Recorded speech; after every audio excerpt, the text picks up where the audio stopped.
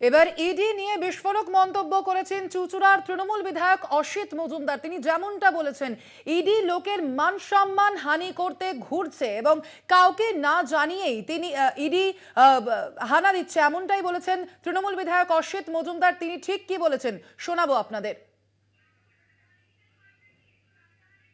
Paschimbanga police অনেক শক্তিশালী এবং আইন শৃঙ্খলা রক্ষার ক্ষেত্রে তাদের ভূমিকা উল্লেখযোগ্য। আজ হোক কাল হোক শাহজাহান ধরা পড়বে।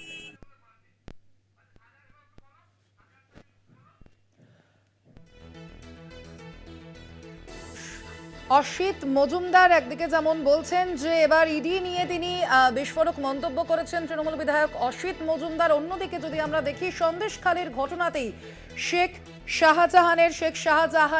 শাহজাহানের যদি দোষী সাব্যস্ত হয় তাহলে তিনি সাজা পাক, এমনই মন্তব্য করেছেন তার ভাই শেখ আলমগীর। এখনো পর্যন্ত অধরা শেখ শাহজাহান। সন্দেশখালীর ঘটনার পর থেকে এখনো অধরা শেখ শাহজাহান। গত শুক্রবার 5ই জানুয়ারি সন্দেশখালী এবং বনগাঁতে ইডি আধিকারিকরা তল্লাশি অভিযানে যায় এবং সেখানে গিয়ে একদিকে যেমন সন্দেশখালী, অন্যদিকে বনগাঁতে গিয়ে ইডি আধিকারিকদের আক্রান্ত হতে হয় এবং তার পরিপ্রেক্ষিতে, সেই ঘটনার পরিপ্রেক্ষিতে এখনো পর্যন্ত অধরা শেখ শাহজাহান, তার কোনো খোঁজ মিলছে না।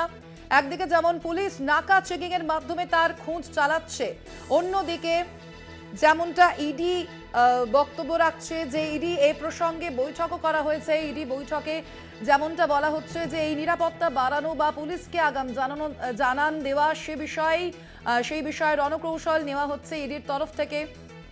আপনাদের আবারও জানিয়ে রাখি, গত শুক্রবার অর্থাৎ 5ই জানুয়ারি সন্দেশখালী এবং বনগাঁয় তল্লাশি অভিযানে গিয়ে আক্রান্ত হতে হয় ইডি আধিকারিকদের এবং তারপর থেকে এখনো পর্যন্ত অধরা তৃণমূল নেতা শেখ শাহজাহান, তার বাড়িতেই তল্লাশি অভিযানে গিয়েছিলেন ইডি আধিকারিকরা। শেখ শাহজাহানের দোষ যদি প্রমাণ হয় তাহলে তিনি সাজা পাক, এমনটাই মন্তব্য করেছেন এদিন শেখ শাহজাহানের ভাই শেখ আলমগীর। সন্দেশখালীর ঘটনায় এখনো পর্যন্ত অধরা তৃণমূল নেতা শেখ শাহজাহান। শেখ শাহজাহানের খোঁজে নাকা চেকিং চালাচ্ছে পুলিশ। এ প্রসঙ্গেই একের পর এক বিস্ফোরক মন্তব্য করছেন বিরোধীরা একদিকে যেমন, তার পাশাপাশি তৃণমূল নেতৃত্বের যেমনটা বক্তব্য, শোভনদেব চট্টোপাধ্যায়ের পর অসিত মজুমদার যেমন বলেছেন, তারা ইডিকে নিশানা করেছেন এই ঘটনায়।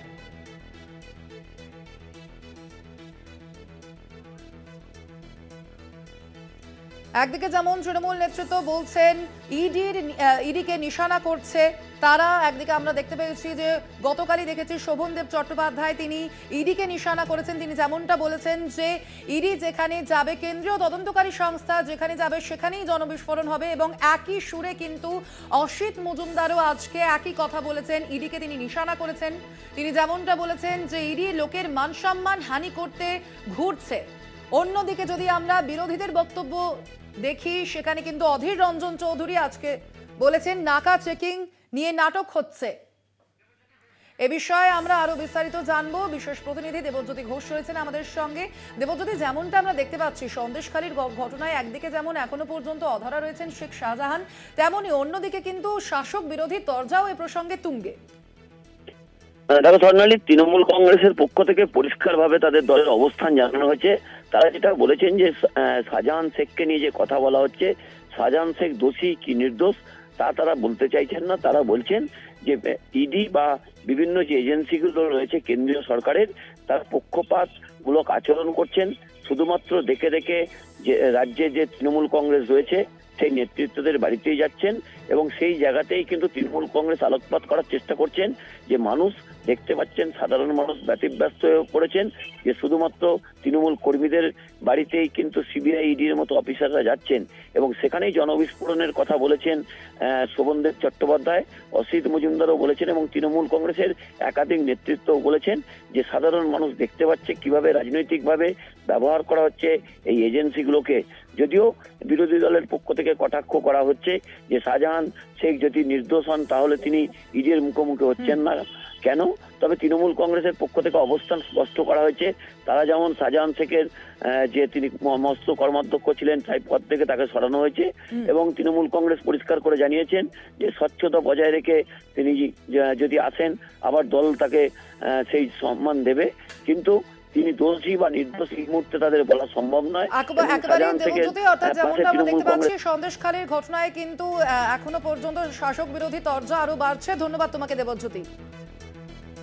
আমরা এই খবরেই থাকবো, এখন সময় একটা ছোট্ট বিরতির।